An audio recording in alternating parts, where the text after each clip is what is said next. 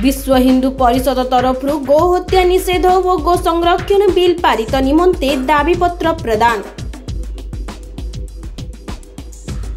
गजपति जिला विश्व हिंदू परिषद तरफ गो हत्या निषेध और गो संरक्षण बिल 2024 को पारित करने सकाशे महामहिम राज्यपाल और मुख्यमंत्री उद्देश्य 3 दफा संबलित एक दाबीपत्र प्रदान कर विश्व हिंदू परिषदर जिला सभापति कैलाश गौड़ नेतृत्व में जिलापाल विजय कुमार दास को यह दाबीपत्र प्रदान कर उक्त दाबीपत्र रे राज्य रे गो हत्या को निषेध करने ओडिशा गो हत्या निषेध वो गो संरक्षण बिल 2024 को तुरंत पारित करने श्री जगन्नाथ ओडिशा माटीरू गो हत्या कलंक मुक्त करने महाराष्ट्र भली ओडिशा रे गोमाता को राज्य मातार मान्यता देवा एवं गोचर जमी गुड़ी को जबरदखल मुक्त करी निराश्रित असहाय वो बुला गो वंश मानक पई गो अभयारण्य गठन करबा आदि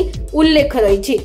एही दाबीपत्र प्रदान बेले विश्व हिंदू परिषदर लोकनाथ मिश्र, हरिमोहन पट्टनायक, सत्यनारायण साहू, जी कुर्मा रेड्डी समेत बहु कार्यकर्ता उपस्थित थिले। ओडिशा सरकार एही दाबी गुडी को गंभीरता सहित ग्रहण न करिवे तेबे आगामी दिन में जन आंदोलनर रूप नेब बोली चेतावनी दिया जायछि।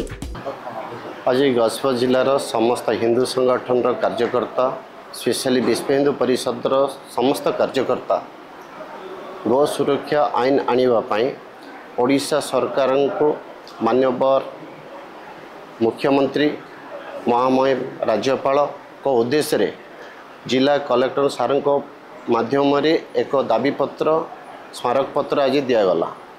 आगामी समय जमती गजपत जिला कहतु कि ओडिशा कहतु ओडिशा बाहर भारत देश में संपूर्ण गोहत्या बंद हम गो सुरक्षा आईन आसो से यही प्रकार दाबीपत्र देवाई समस्त हिंदू संगठन कार्यकर्ता आज आम जिलापाल को आसी देलु।